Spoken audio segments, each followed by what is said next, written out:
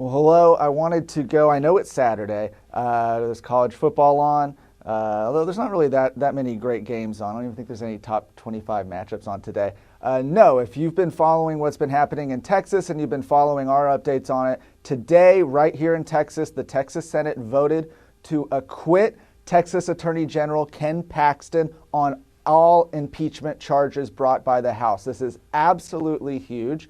This is something that grassroots have been calling for, and it's something that is really surprising some of the people in the establishment wing of the Republican Party, the establishment members, especially in the Texas House, who had for quite some time, since the House passed its impeachment back in May over Memorial Day weekend, had been promising, just wait until you see the evidence, that they were going to bring a mountain of evidence. That did not happen. What we saw was about a week and a half of a trial in the Senate over the last, since last Tuesday, so September 5th. And there were 16 charges that were considered there. So there were 20 impeachment charges altogether. 16 of those were considered during the trial. And those were the 16 that were voted on this morning. Interesting to note here that while those impeachment charges as a package passed the House by a vote of 121 to 23, granted that was a Democrat-led movement in the sense that you had 61 Democrats and 60 Republicans voting for it, you still had an overwhelming majority of House members, including Republicans, voting for that impeachment, 121 to 23. In the Senate, the threshold to pass was actually two-thirds to convict, meaning you needed 21 senators to vote for any one of the impeachment charges in order to permanently remove Ken Paxton from the office. That did not happen, and not only did that not happen, but not a single one of the impeachment charges brought by the House received more than 14 votes, which means that none of them received even a majority of support, which is absolutely a dissonant strike to the Texas House, who has now been pushing for quite some time that this impeachment process needed to go forward. Specifically, I do want to point out, some people have asked who has been pushing this impeachment. There are a lot of different groups that have pushed this, a lot of different members. Speaker Dade Phelan, for example, took the rare step of voting for the impeachment. Normally, the Speaker of the House sits back. He doesn't vote on these things. When the House voted on the impeachment, he voted yes, telling members that this essentially, his messaging there, was that this is a priority for me. You should follow along. But in addition to that, the people you had on the Senate floor this week representing the House, as far as Republicans go, were State Representatives Andrew Murr, Charlie Guerin, Jeff Leach, Morgan Meyer, Briscoe Cain, Cody Vasut, and David Spiller. Now, these Republicans were part of the House Board of Impeachment Managers. Essentially, these are the people who were leading the arguments, at least in theory, when the case was presented to the Senate. Now, despite the fact that none of these charges got a majority vote, you did, in fact, have some charges where Democrats even voted against it. But you also had two Republican state senators who joined Democrats on most of the charges in supporting them. Those two Republican state senators in the Senate who voted for the impeachment charges, for most of the impeachment charges against Attorney General Ken Paxton, are state senators Kelly Hancock from North Richland Hills up in the DFW area, and Robert Nichols, sort of from Central East Texas. So that was State Senators Kelly Hancock and Robert Nichols, both of which were Republicans that were joining Democrats in voting and supporting for these impeachment charges. Now, immediately once we got this ruling out, Attorney General Ken Paxton, who has been, by the way, temporarily suspended from office since this went forward back in May. He has been temporarily removed. We've had an interim Attorney General. He's now been placed back in office. He, in his statement, said he thanks the 4.2 million Texans who voted for him last year. I will always be grateful for your support. Thanks his wife, Angela. But the interesting note here is he says the sham impeachment coordinated by the Biden administration with liberal House Speaker Dade Phelan and his kangaroo court has cost taxpayers millions of dollars, disrupted the work of the Office of the Attorney General, and left a dark and permanent stain on the Texas House. Now, speaking of those millions of dollars that have been spent on this, Lieutenant Governor Dan Patrick took what I would consider to be a somewhat unexpected step after the Senate voted for the impeachment. Now, Dan Patrick has been essentially the presiding officer, so he's been the judge in this case. He's been the one sustaining or objecting to motions, been ruling it out, and I think been doing a really good job of that. He finally, once the verdict was in, broke his silence and essentially blasted Dade Phelan in the Texas House for a number of improprieties in this entire impeachment process, starting with the fact that it was rushed. He blasted the House for not giving at least 2 weeks' notice. Instead, they gave less than 48 hours' notice before members were allowed to vote on the impeachment in the House.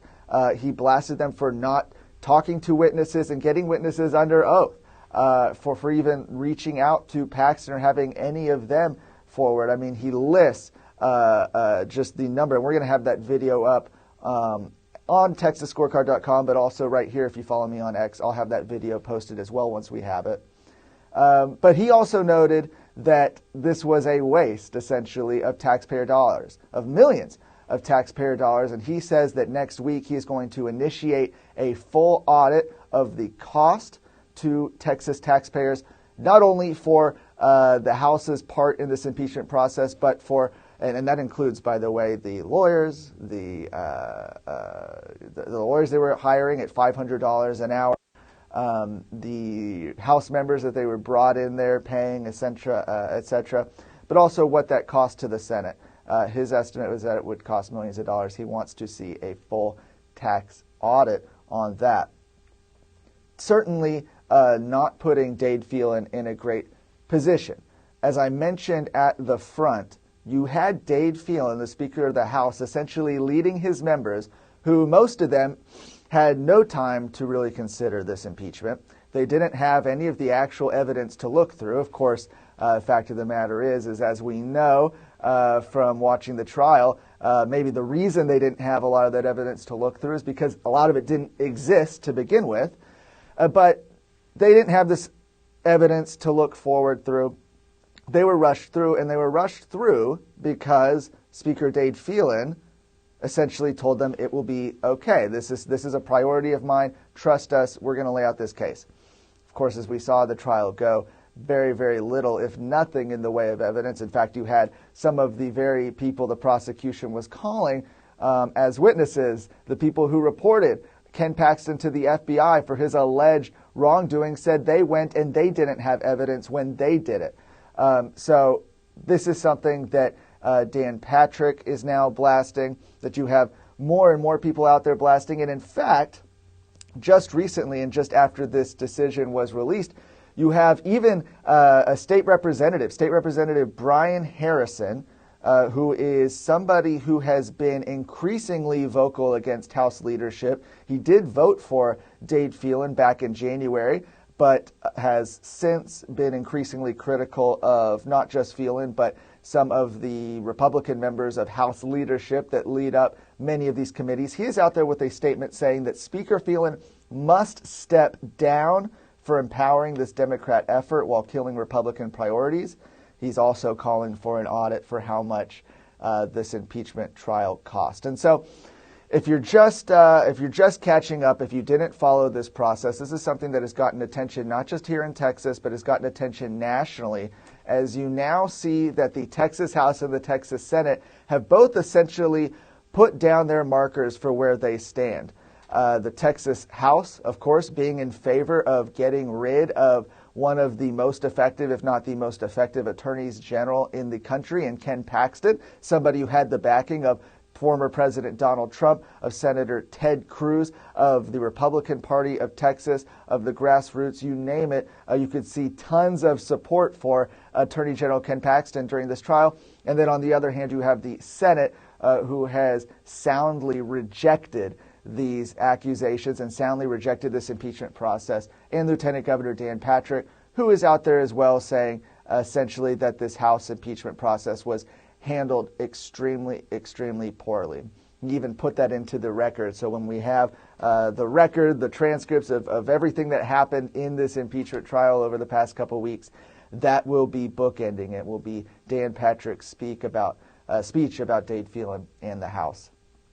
So that now sets us up as we look forward to the future. Believe it or not, this is not the only thing that the Texas legislature is expected to address in the coming weeks and months, but it does add a little bit of a wrinkle, as now both chambers have firmly planted and been exposed for where they are and where they are in relation to grassroots. We now have special sessions upcoming, at least one upcoming on education, one that has already seen a divide between the House and the Senate, specifically when it comes to school choice proposals. Those proposals have passed the Senate time and time again. In the House, they have failed.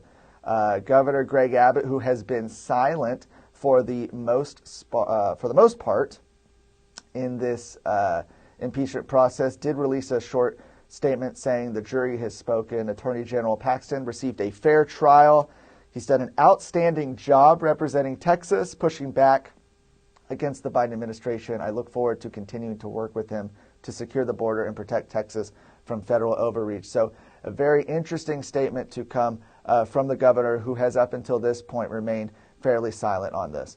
We're going to continue reporting some of the fallout on this. Certainly the impeachment trial is over, but the fallout from it is not, as we see more and more people saying that this is an example of why things need to change, why there is such an issue of Democrats and liberal establishment Republicans being in control of the Texas House.